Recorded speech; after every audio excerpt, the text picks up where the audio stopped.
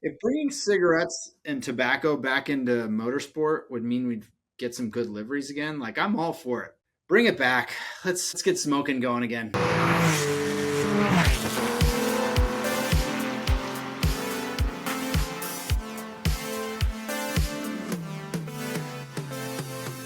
Hey guys, welcome to Overcrest. I am Jake. Chris is not here, but we are joined by Jeff. Hello. Hi, Jeff. You're supposed to be so much more enthusiastic with your intro because you just gotta. Hey guys. There it is. That's the one. All right, you got to do your best, Chris Cluel. No, Chris is not with us this week. He is out dealing with some family stuff. But I thought I'd bring Jeff in because I have a really cool episode that I'm putting together. And Jeff, we know, is the branding guru, design guy of Overcrest. And what I wanted to talk about is there's something just so like iconic or so special about a race car in a full livery. And liveries are just so iconic in racing and in any motorsport, any cars across the gamut. And I felt like Jeff really could appreciate this and maybe lend his branding expertise and commentary on some of this. So I'm really excited to get into it. And there's so much history at play with a lot of this too that, I figured it'd be a good fit. So we'll dig right into it because we got a lot to cover. When it comes to liveries, it's not about like the speed of the engineering or competition. It's about identity, right? Like that's what's so cool about this. Designs on a race car, not like aerodynamic design or body design and actual engineering. It's literally just imagery. It's identity. It's about the story, the culture, the brand. And a good livery can transcend the car itself, becoming iconic, recognizable, and unforgettable, even if you never saw it, actually turning a wheel. Like most of these, we weren't alive when they actually raced and what we're going to talk about. And a lot of them too, I'm realizing as I went through them, I was like, yeah, that's such an iconic livery. But wait, what is that brand even? Because a lot of them are now defunct, right? So it's like you have to dig in and be like, oh, okay, that's another cigarette brand that I had never heard of. So we're going to dive into the history of racing liveries, where they came from, why they matter, which ones stand the greatest of all time. But I do kind of talk about the word livery itself because it's a bizarre word. I don't hear it anywhere else except in reference to, design liveries and branding liveries, the design of a car, the paint job. And it's an old term. The etymology or the roots of it go back to medieval Europe. It's Old French, which is livrer, meaning delivered, which is also not like a direct logical translation. So it referred to the distinctive clothing or colors given to servants or soldiers in service of a lord or noble house. It was basically the uniform that showed your loyalty, status, or role. And then as time kind of progressed, the idea stuck around. In the age of the automobile, it found a new home. In the early 20th century, livery came to describe the standardized paint or branding applied to vehicles. And of course, particularly those in professional services, such as taxis. You could have the taxi livery, delivery trucks all have their livery, and of course, race cars. Now, it's kind of interesting to note that before corporate sponsorships were really a big deal, before capitalism got into the game, race cars didn't wear logos.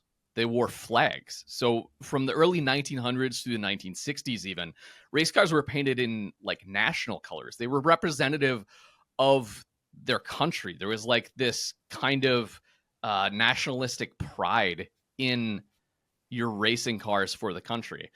And they weren't, official mandates or rules, but kind of informal standards recognized by the actual racing bodies of the time, such as the Association Internationale des Automobiles Clubs Racus, which is the AIACR, of course, and later the Fédération Internationale des Automobiles, or the FIA, which is still in existence. Jeff is already cringing at my accents. Well, I guess all of these racing bodies originate from France. Is that the deal? Yeah, like that's Le Mans, and that was kind of the epitome of all of this. So to kind of illustrate how like nations had their own colors and liveries, the very name of these colors I'm going to say evoke the country they represent, such as, first, British Racing Green, right? Seems very obvious. Here we have an old Jag E-Type in classic British Racing Green. If you saw a race car in this color, it was obviously racing for the UK. And then next we have Rosso Corsa, which is Italian for racing red, obviously for Italy. This conjures up, old Ferraris of the day. Exactly. There it is. That's why Ferraris are traditionally in Ferrari red, because that was the national color of the race cars. Germans had silver was the color that they designated, which we'll get into kind of the lore of that in a little bit. But we got some really cool silver German race cars. The French had blue, which I don't know the name or the rationale behind that, but I'm sure, I don't know if Mr. Producer has a blue French car.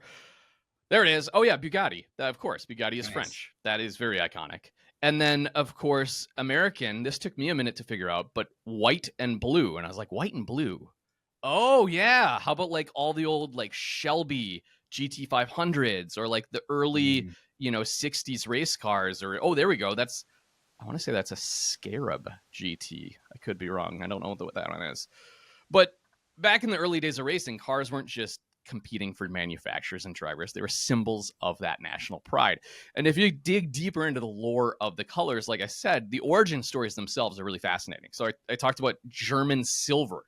In the 1930s, pre-war, the Germans, Auto Union and Mercedes-Benz, most notably, famously stripped white paint off their cars to save weight and meet the 750 kilogram class limit. When you are so down to the wire on your weight class, you have to strip the car of paint. That is saying something. And so they had the exposed aluminum body of the now famous Silver Arrow race cars.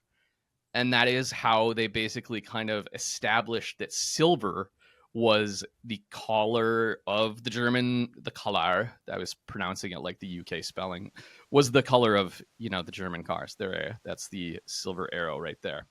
So whether the story is actually true or not, it might just be a myth. It doesn't matter, because it illustrates the impact of identity through aesthetics. The rest, as they say, is history. You know who else has a rich history, Jeff? Nokian tires. Nokian tires literally invented the winter tire, Jeff. That's history in the making. Nokian tires has been around for a long, long time. I'm always reading ads now without notes, so this is how colorful and great it gets. They do have their latest tire, which is their Surpass ASO1, which is revolutionary because it's not only a high-performance tire where you can have traction and performance and all the cornering and handling capabilities, but it's also an all-season tire, so you don't have to worry about driving around if it actually might get a little rainy or slushy, or maybe you want to hit up the gravel on one of our rallies. That's the perfect tire for the type of driving we do. And I know for a fact that you, Jeff, have probably been out driving and the roads maybe get a little wet or a little slippery or a little gravelly. And if you're in a DOTR compound, it doesn't work. So no. ASO1, Nokian, the Surpass, it's a great tire. It's great for what we do. And one thing that I think is really cool about this tire is it has some awesome sizing available for more classic cars that we like.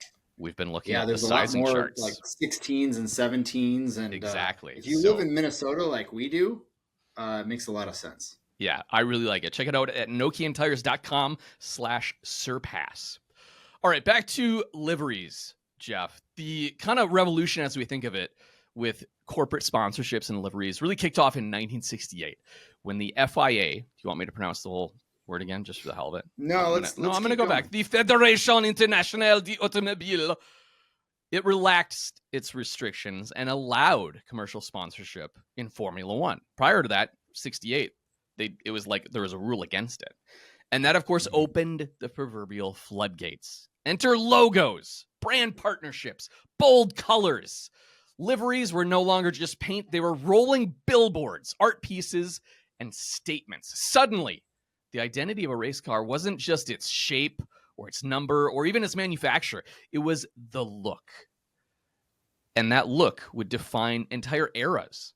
Not only can you take a given livery and say, oh yeah, I remember that as the, Porsche whatever and the brand associated with it. You also can look at it and be like, clearly that's from the 60s and 70s. So it's not just color or even the brand association itself, which, as I was saying earlier, I would be willing to bet that many people today don't even know what these classic racing liveries represented or what the brand was behind it. Like, we will get into it, and maybe I'll quiz you as we go. But without further ado, let's just get into it. Here's our list of those liveries that have burned themselves into motorsport history. And this isn't like an exhaustive, a complete, a definitive, or even an objective list. Like, I put mine in there, and then Jeff, I know you hopped in there and put some in that you wanted to cover, which I didn't even think of. So it makes sense. Everyone kind of has their own favorites.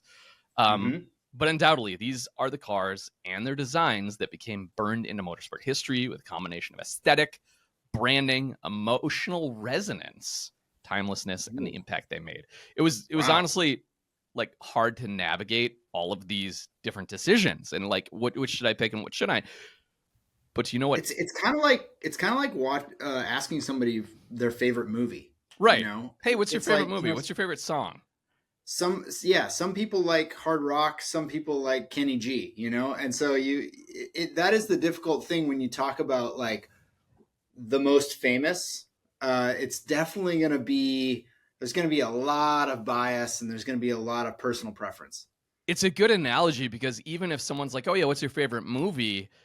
There's a lot of them you don't even remember or think of or come to mind until you're like, oh yeah, I love that one. And the same thing with these where you go, oh man, I didn't even think of like rally cars from Group B or, like Formula One or, it's entire like genres and areas.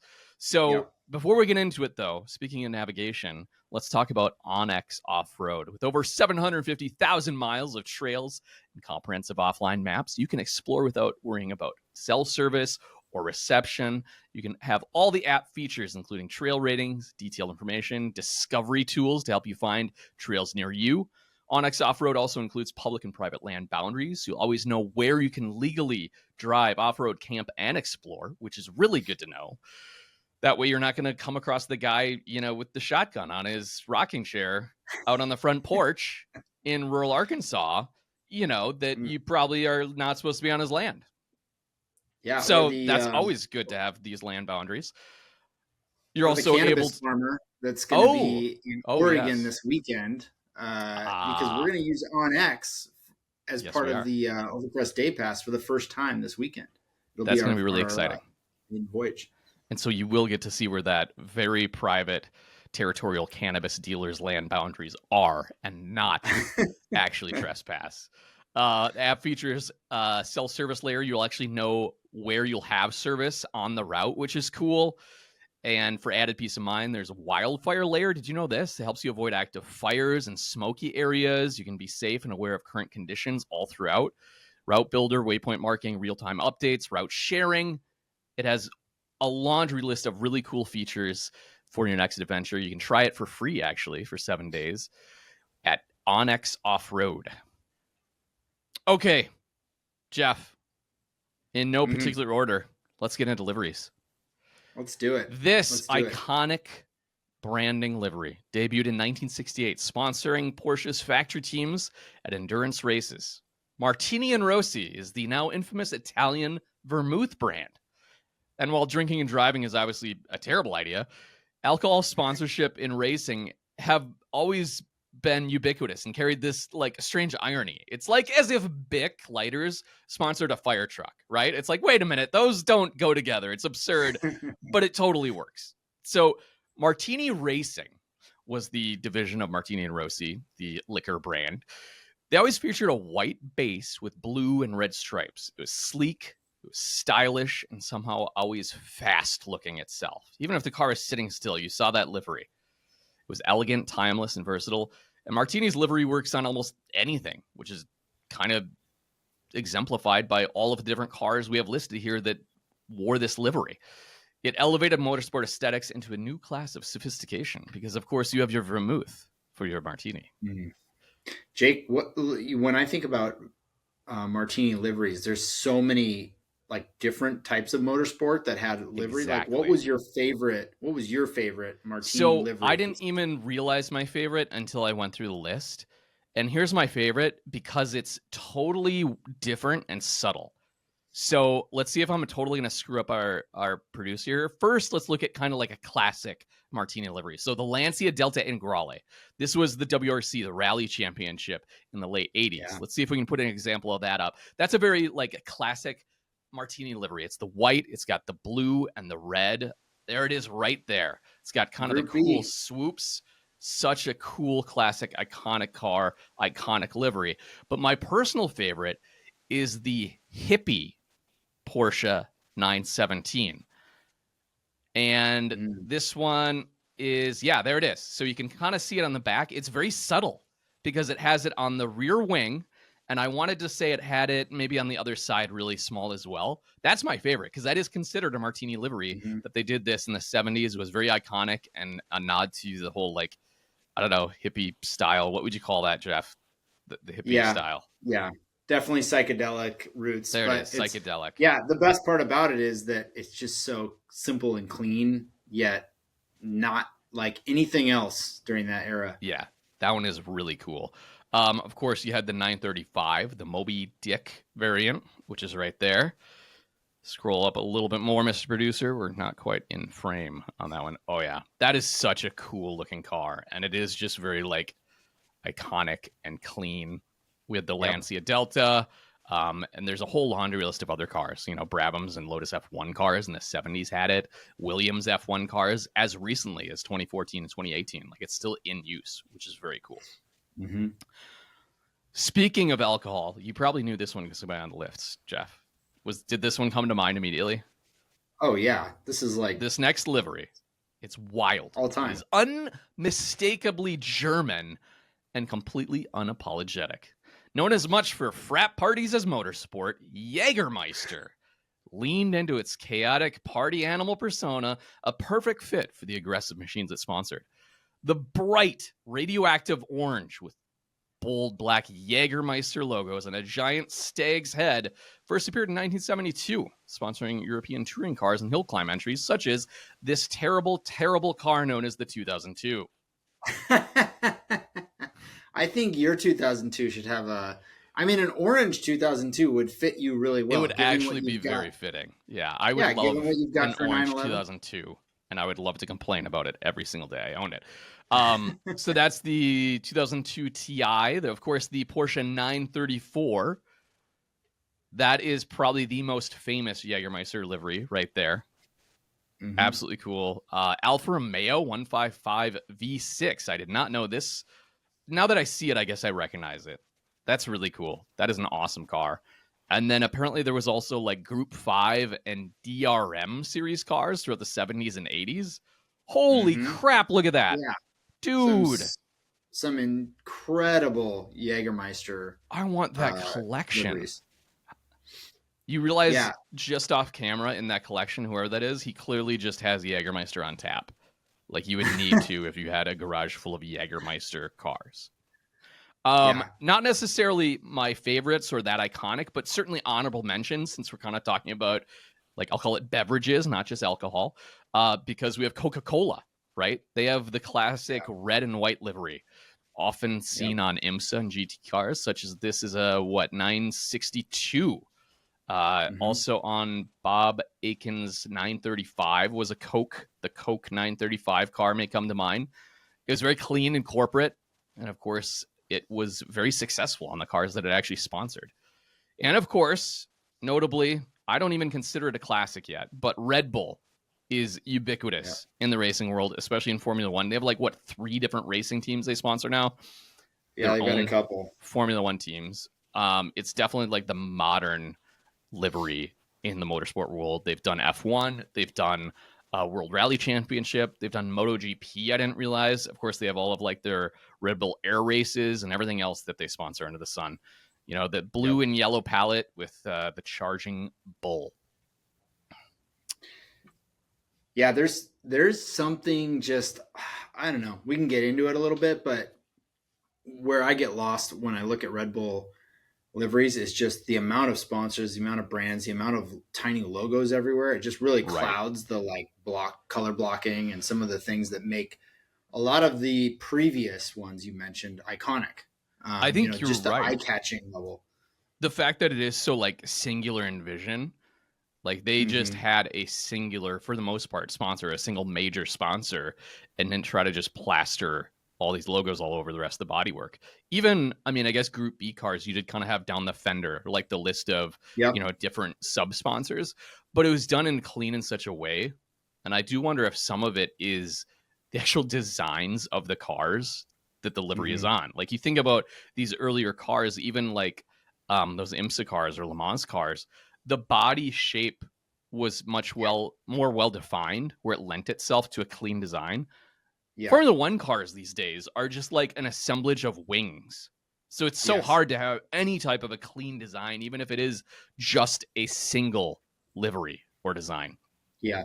A lot of, my favorites are on the DTM cars too, because you had those real Oh, boxy, I was gonna uh, include a couple DTM liveries and I didn't. So let's just, yeah. for the hell of it, bring it up right now. Like, and a lot of them were more, in my mind, that come to mind, manufacturer specific rather than like a sub Yes. brand. So like, Yes. Audi had two different super striking DTM livery is the white, red, and black for Mm-hmm. DTM. And then I'm trying to think like Yep. BMW had a couple Yeah. cool ones. BMW had some good ones, but, and Mercedes as well, Yeah, like the just had some. Sonax Yep. 190E was a good one I came across. Um, yeah, there it is. There's their DTM There you livery, go. and it's cool that they still carry that through. Yep. I think the one that I always think of is the BMW, the M3 Warsteiner. Like that Oh, is just a classic, with, I mean, it's a DTM legend, but it's super clean, super stylish. The white base with, the gold Warsteiner on it and the stripes. It's got just it. very Yep, good. Yep.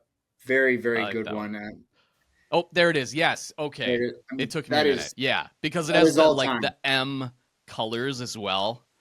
The Hmm. blue, dark blue and I red. feel like that car, almost more than anyone, really, the livery captures the whole race on Sunday, sell on Monday kind of thing. Because you're right, Yeah, it ties in that the M colors that you could then go to the dealership and buy. And so right. there's something very just likable about that livery. It's accessible. And then, I mean, it goes into how you could then accent your car, get like the options of having like little M stripes everywhere around the car. Yep. I mean, not as bad as today, where you can like, do you want your grill inserts on your HVAC system to be BMW M colored? But like a lot of the seat inserts and stuff were really cool. All right. Yeah. Speaking of seats, you might have your seats destroyed on a lot of those classic BMWs. This sounds like an ad intro, but it's not. What I was gonna say is a lot of liveries that we don't see anymore, and I'll get into why, were for cigarettes, right? And so this very iconic, probably one of the most iconic motorsport liveries or companies in history, entered F1 sponsorship in the early 70s and became synonymous with McLaren starting in 1981. Marlboro wanted to associate its brand with victory, dominance, and coolness, and it has succeeded wildly. It's one of the most dominant, recognizable liveries in racing history. Even people who don't follow motorsport know that Marlboro was on race cars. Featuring red and white chevrons, it was simple, bold, and aggressive. By the late 80s and 90s, especially with Senna's Mm. cars, the red became brighter and more fluorescent, called Dayglow Red, which I actually was very curious about that because like these and then later cars even are more red than or more orange rather than the red, which is Yep. bizarre. And the reason, Jeff, do you know why they changed it? It makes TV. sense. It popped better on color television, especially with the rising popularity of broadcasting these races live on TV. Never thought of that. Mm. There's many examples of these Marlboro liveries. The McLaren MP44 in 1988, the McLaren Hmm. MP42, which was the Dayglow red we saw. Oh, this was at Air Water. Yes. Did Yeah. you So know we that? I didn't saw. realize that. You must have added that. Yeah, that was Alan Prost. It was his '85 championship car, and I think '85 is when they switched to the Dayglow red. And yeah, when you walked up to it, it was just like almost neon orange. The color of it, Right. such a cool car. That was That the is MP. I want to say the two, and then by '88 they had the four, which also was day glow red. But yep. that switchover was like mid '80s, and then they had it all through the '90s. That day glow red, like Interesting. really cool color. Yeah, and of course Ferrari had marble branding on their F1 cars as well. It wasn't just McLaren specific. So the red on Yep. red livery from the early 2000s is pretty notable of that. Um, Yes. going to do some honorable mentions for their cigarette brands because this is like an entire genre of, branding liveries and sponsorships. Rothmans. I didn't realize until like I knew it before this, but fairly recently that Rothmans were cigarettes. Yeah. Like the classic Porsche Rothmans liveries, I didn't realize was, I believe, it's either a German or an English cigarette. It has that elegant blue, white, and gold, and it's synonymous with the Porsche 952 and 962, as we can see here on the screen. Yeah. Subaru Impreza, their WRC car, I didn't realize also had Rothmans livery at one point. We have the Williams F1 car as well. Oh, producer, we're getting ahead of ourselves. Damn it. No, but I think Rothmans is obviously a iconic one, which it's also Rough Roads, Jeff. It's not Rothmans, it's Rough Roads. Do you know about the Rough Roads? oh man. Yeah, that's no comment. No comment on that one. So I think like a Porsche. good livery just smells like a smoky bar. It's Oh, alcohol it's and just tobacco. I mean yeah, that's it's Vice, baby. It's just, yeah, and that's exactly why they did it. Is they know their market, they know their audience, and it's yep, like nowhere is that more apparent than if you look at NASCAR too in the States, which I talk a couple NASCAR liveries later on. But it's like every car is either beer or like there was the Viagra car for a while and like yep. oil, and it's just yeah, it's you know your market, baby.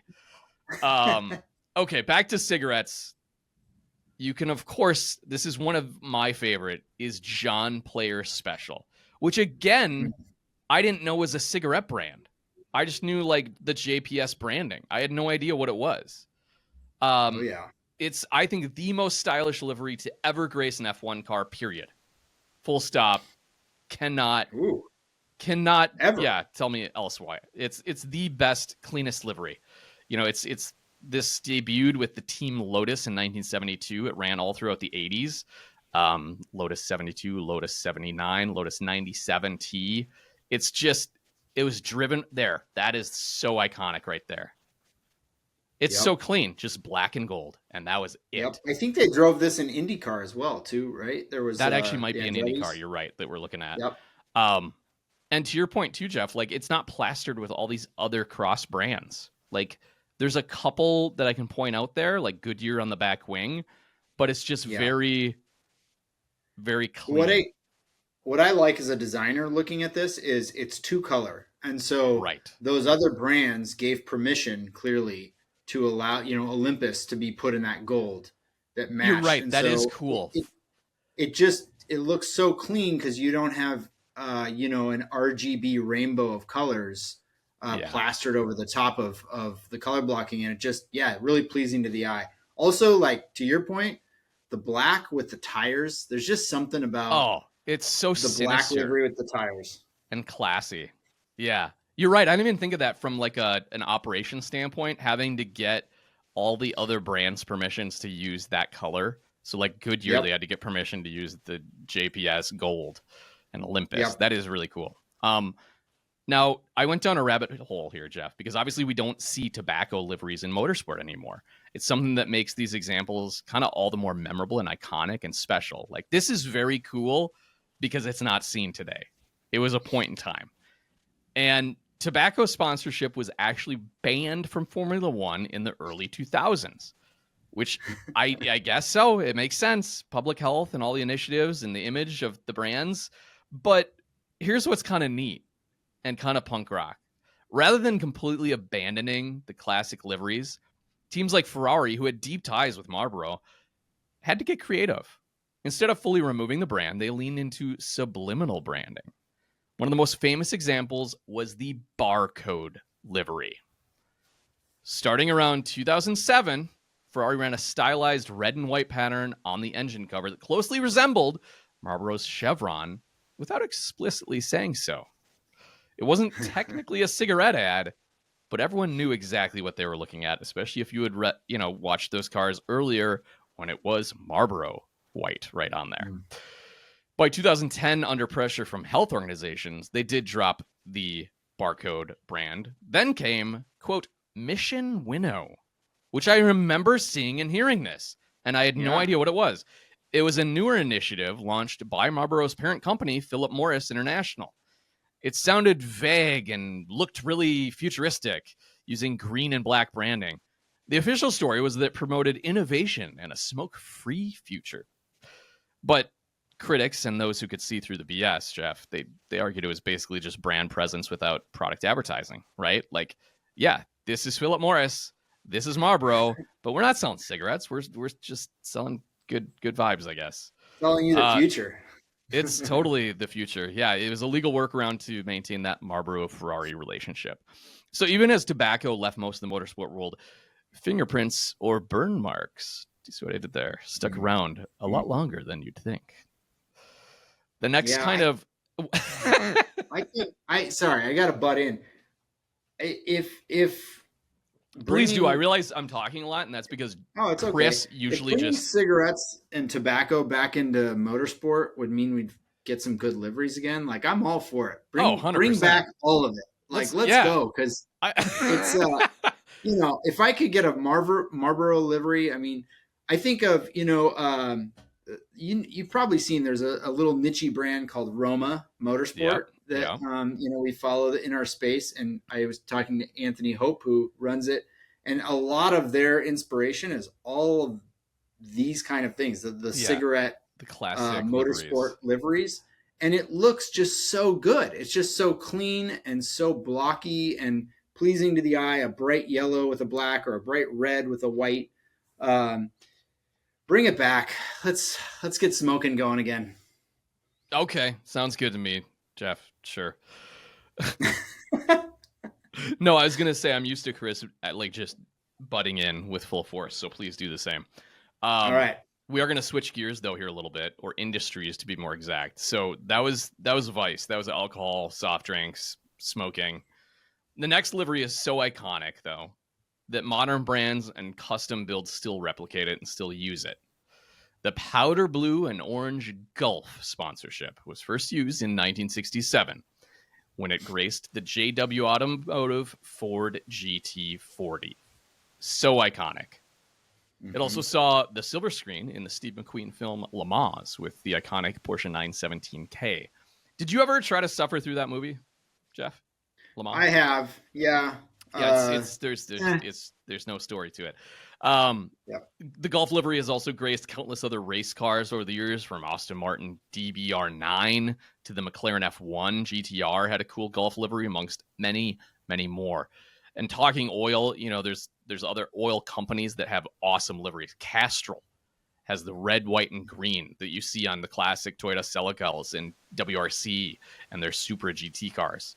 It's a very also clean and cool, if not a little more 90s vibe with the bright colors.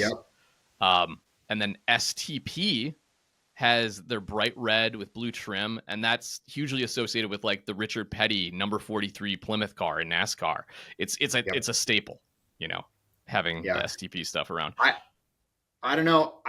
When I think of oil though, as a kid watching IndyCar, my dad drugged me to the Budweiser 200 in Portland. The STP. Yep. Okay. Yep. I think of the Pennzoil. I think of Rick Mears. I think of the just bright yellow Indy cars. Yep. That, for me as a kid especially, those cars were so bright on the track. I mean, you always knew when they were coming down. I just thought it was a really, really smart thing. Even as a kid, like, why not make your car the brightest color? Everybody will want to look at it. And the Pennzoil Yellow Submarine was awesome. The Yellow Submarine. I like that. Very cool. Yep. Speaking of oil, Jeff, next time you need to change your oil, you can go to fcpeuro.com, which is a one-stop online retailer for OE, OEM, and performance parts for your European car, including Volkswagen, Porsche, Audi, Volvo, Mercedes, BMW, and more. They run the gamut. And what is really neat about them, we've talked about it before, they have over 275,000 parts in their catalog, expanding quickly, shipping from both coasts. They have Mesa, Arizona, as well as over in Connecticut, so you can get your parts fast. They also have their pre-assembled kits and all of their tutorials so that you can actually see what is going on with my, sorry, hold on, I got so distracted. Do you remember like the Windows commercial where on your, or like a screensaver where it would go like this? Did you just Yes. see that in the document? Yes. What the hell Yeah. was that? I don't know. There was literally That's so something weird. flying across our screen. Oh, anyways, FCP Euro, one-stop shop. If you're doing like suspension work, maybe you're doing bushings or ball joints, what's great is you can just go out there and click on the entire kit you need for that job. A lot of times they'll have a DIY video to show how you do it, and you don't need to sit there and guess and be like, do I need the hardware to go with this? Do I need, some special grease or something else? It's all a single kit. It packages up. It makes it great. So check them out, fcpeuro.com. All right, where are we, Jeff? I think, are we up to you a little bit? Nope. You Do want you want to to talk talk about about Renown? Do you know Renown? Renown? You Yes. probably know more about Renown than I do. I just know this was the Mazda 787B. So Yep. go ahead and tell me about Yeah. it. I mean, it's Mazda 787B exactly, but it is cool because it's a Japanese clothing brand, I had no which was idea before this morning. That's what they did. I the thing I love most about this is actually the story. You mentioned like when we started talking about culture and identity and story, and I think that's what's the most interesting about Renown. First of all, I mean, like when you look at the livery, it's just different than anything else that was out there, especially during this period. But then, yeah, it wasn't something that was either destroying your health or drilling for oil. It was a clothing brand, which also made it cool. It kind of reminded me too. You remember? I think I want to say it was the Benetton, which was also another clothing brand. They had a Formula One um, livery as well that kind of in a way reminds me of this. It had the green and the red and the white. But yes, nice to not have a cigarette brand. On our And list with here, that too, what's that? I said, yeah, not to have cigarette list brand on our list of the Yeah. best liveries. It's, I Well, just love that car, one, because the car is so iconic. It's the only rotary powered car to ever win Le Mans. There's story about that yep, car, Jeff, that on the Mulsanne Straight, yep. that it was so loud because it's a straight piped rotary that the car Mm. behind it, the exhaust, the noise itself cracked the windshield of the car following it. It's just Oh, so ear piercingly loud and the pitch of it. But oh my gosh. yeah, so I only Well, ever knew this livery, the Renown livery, from that car. They did have it on a few other Mazda race cars over the years. well, I mean, I just, Mr. Producer, I just texted you a picture, but I think one of my favorite outside of Marlboro, one of my favorite liveries is the Benetton livery. I don't think they had a whole lot of success in Formula One. I don't remember that Yes, happening, okay, I did see this. but just like a cool like block colored livery that was very kind of like international feeling, like you know. What, so Rem- what is Bennington? You said they're clothing. Like, what, do they still exist? What kind of clothing? Was this like a streetwear brand, or was it like Yeah, a, so Benetton was a fashion brand, okay, um, and it was a European fashion brand. United Colors of Benetton is the store. I know, like Jake, here where we live, they had a store in the Mall of America, kind of for a long time in like the higher end fashion store area. got it. So, yeah, Would they've they have, I feel like I've seen these colors in the color block clothing that must have been theirs in like the 90s, where it was just very like the patchwork and like around the yep, same time as starter, like, the starter jacket craze. I feel like I saw yep. these, and that must be the Benetton brand. Yeah, well, what made them, I think, reminds me of them, or what imprinted it in my mind, is that Schumacher drove this livery Oh, I didn't when know he that. came up. So yeah, so that's another reason I think it was put on the map. Yeah. You know, I don't trust me on the success level that their livery had. I'm not quite sure No, what I if did they come did well across or it. not, but when I was Yeah, reading, but it didn't strike a chord with me, or I didn't really recognize it. yeah. Okay, do When you I want to move right when, along? Because there's a few here that you added, and then I wanted to get yeah. into a couple of the really fun ones. Okay, when I think of cool liveries, especially maybe less of like the actual logo or whatever, I think of Subaru and World Yes, Rat, I'm glad you included WRC, this. especially the blue and gold, like defined by like the '90s gravel stages. Colin McRae, the Yes. video games, Yep. um, the 555. Like this was an all time livery in my mind because of what it defined for this car and just Subaru even as a brand. Yeah. Um, when you think of a Subaru, again, kind of back to that race on Sunday, sell on Monday, you could go out and buy a WRX in this colorway with the Exactly. gold wheels. And that was such a cool thing. And Yep. I think it catapulted their brand. Yeah, I would definitely Um, agree. the other one, that really sticks in my mind, and you mentioned John Player Special as being your favorite because it's so clean and it's black and whatever. There is one better, and that is the UOP Shadow Racing Team. Yes. And there is Yes. there's a whole podcast episode behind this racing team and the Yes. owner, but basically self-financed, so he didn't have to put any other logos on it, Oh. and was just the coolest looking Formula One. They did a lot of 70s Can Am, but Yep. by the time they got to Formula One, they didn't have a lot of success. But when you talk about a cool looking car, just straight up black with UOP and shadow. That was all that So was on the cars. I Just got to awesome. see, I think it was like most of these cars, these actual period cars from that the raced at the Road America Vintage Weekend a couple of years ago. They had like the hero car of the whole weekend event was Shadows. And it's so Yes. crazy seeing these things in person because the front wheels are something like 6 inches in diameter. Like that's not even being hyperbolic. Like they're absolutely teeny, and your Go kart. feet, they are go-karts with a big block Chevy in the back of them. And the arrow on these things, the front, the nose is so low that your feet don't go upright. You literally have to splay your feet out like this on the pedals. The pedals are horizontal like this. Oh, They are I, wild. I can't imagine driving that. Well, those UOP for me, just as a designer, That is the cool. minimalism Yeah. and just the story. The story is so cool. Like there's a whole Yeah. story behind the fact that there's nothing on this car except black. I do like that a lot. So, all right, here's a whole another category in itself that I think is really cool, and I want your take on it. And you have much more insight into this. But BMW's art cars over the years, BMW as a brand wanted to stand out and saw that their race cars could literally be rolling canvases, and so they had a fusion of fine art and speed, and each car was one-off painted by a contemporary artist, and became kind of a legacy for them since their installation in 1975. There's the one we'll show first here that was the most. This is what came to mind to me because this is one I knew.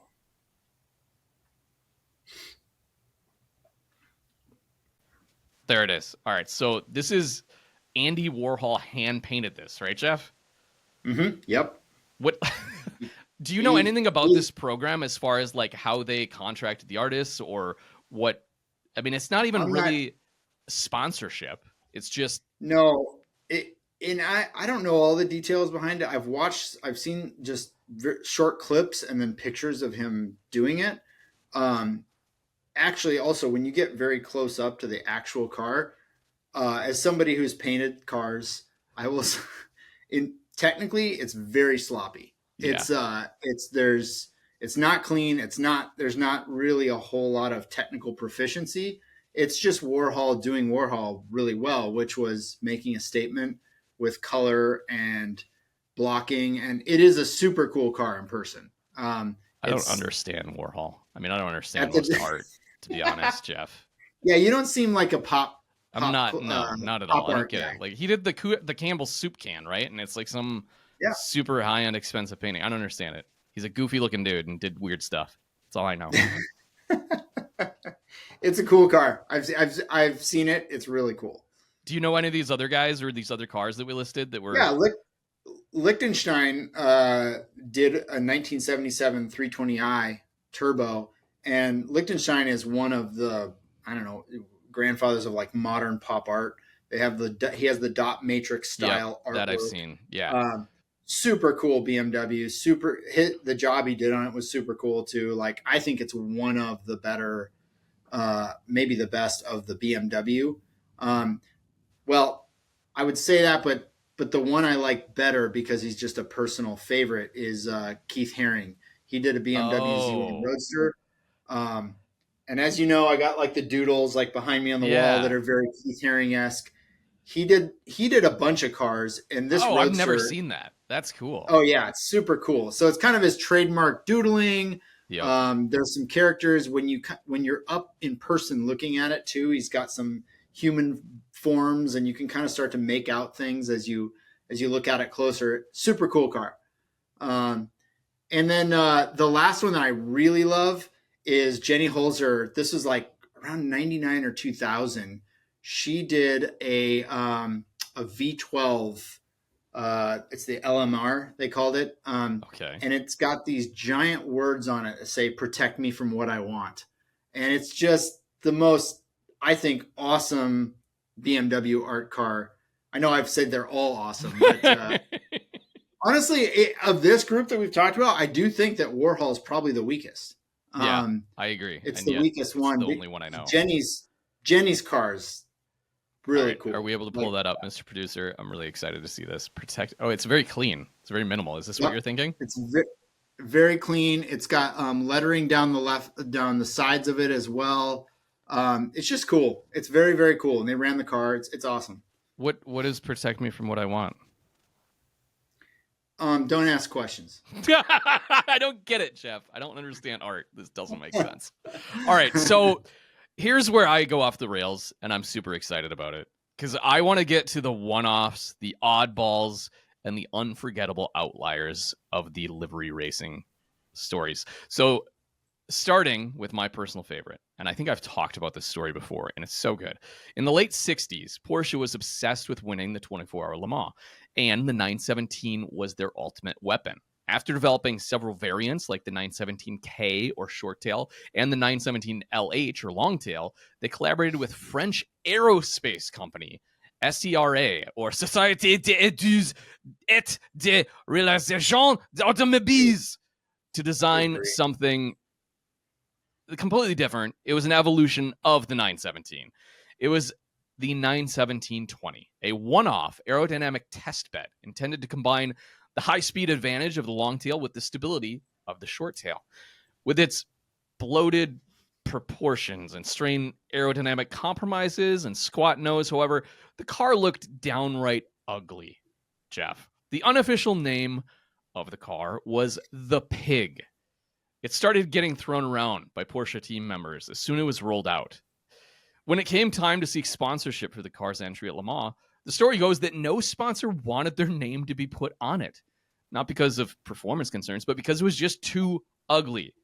Whether they thought it would be a joke, feared ridicule, or just couldn't visualize their logo on its lumpy bodywork, they backed out. So, with no paying sponsor and a car the team itself was calling the Pig, Porsche's head of design, Antle Lepine, leaned into the insult. If no one would take the car seriously, why not make fun of it themselves? They took the Pig name literally and decided at the last minute to paint the car pink and add butcher's cut markings. Now, in qualifying, the car was extremely competitive. It ran solid lap times and pressed with straight line speed. This was one Pig, haha, that could literally fly. And in the race, it ran very strong up until hour 12 when it suffered a brake failure and crashed out at Arnage. It was out of the race, but didn't matter. The livery was seared into history like the searing of a pork loin.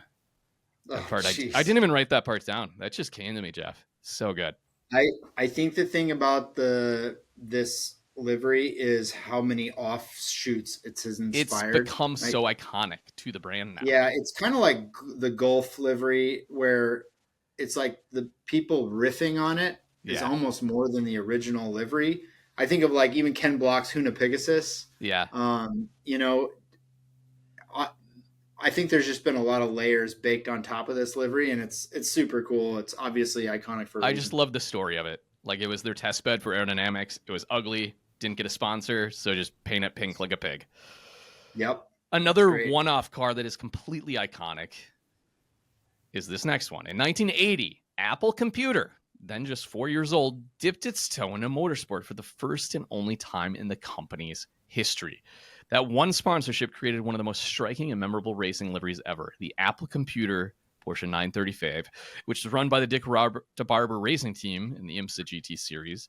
And at the time, the Apple II computer was a massive hit, and the company was actually preparing for its IPO, or public offering. So Steve Wozniak, Apple's co-founder and the technical brain behind the Apple 1 and 2 consoles, he loved cars and motorsport. He was basically a true enthusiast and was the one that pushed this effort, stating that the sponsorship of race car offered a high visibility platform that aligned with innovation, speed, and performance, all traits they wanted to associate with the brand and their new products.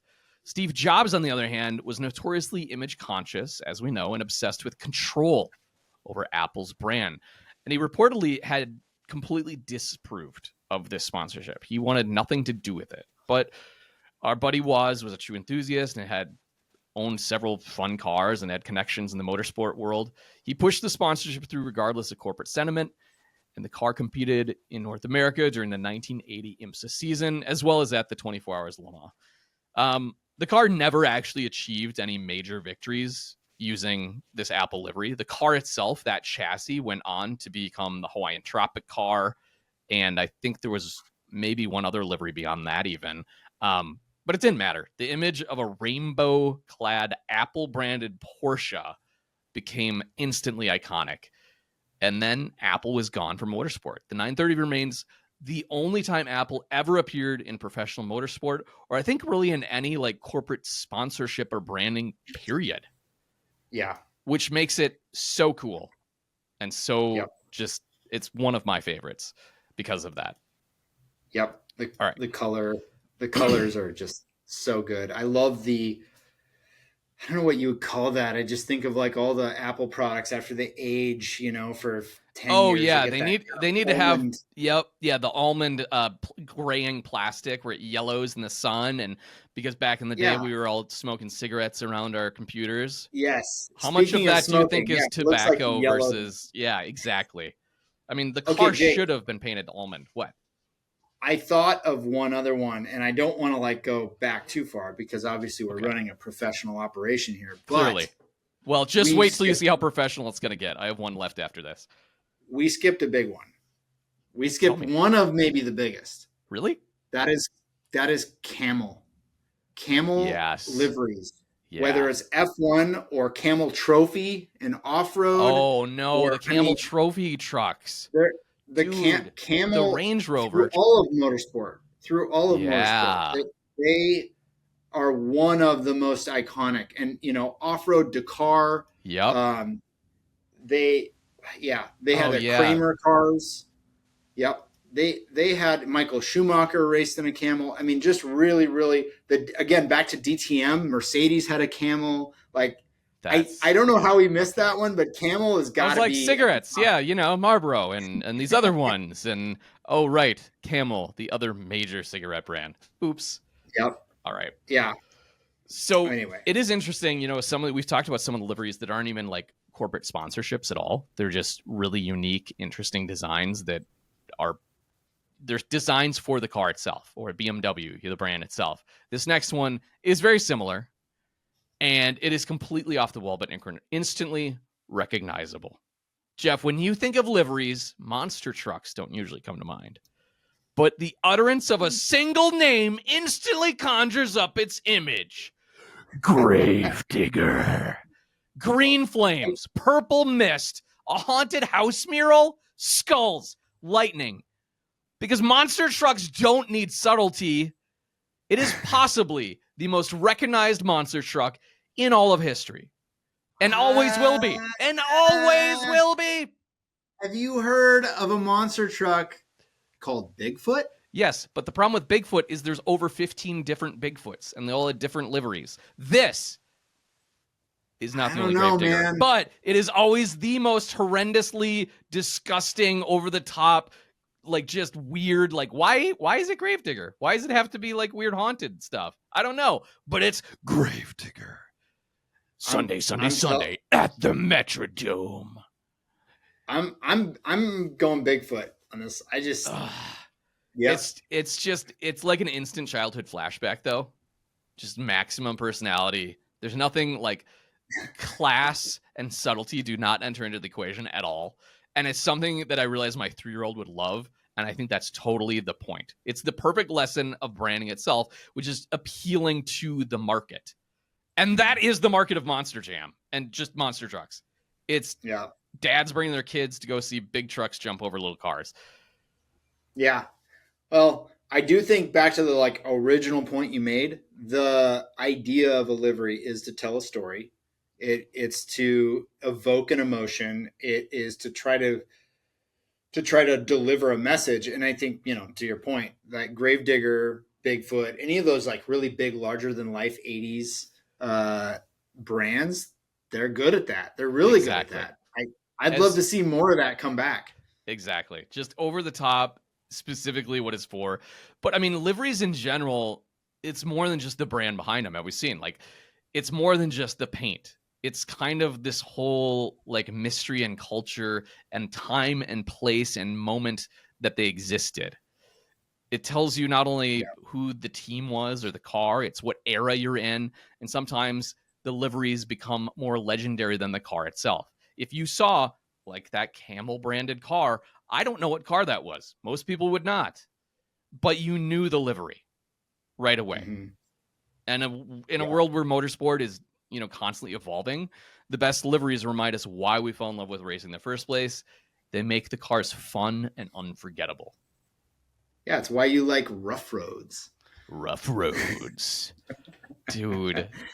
I like Yeah, I think why as a company bring back that livery and then realize like, oh, we probably shouldn't like license a cigarette brand, so let's just call it Rough Roads.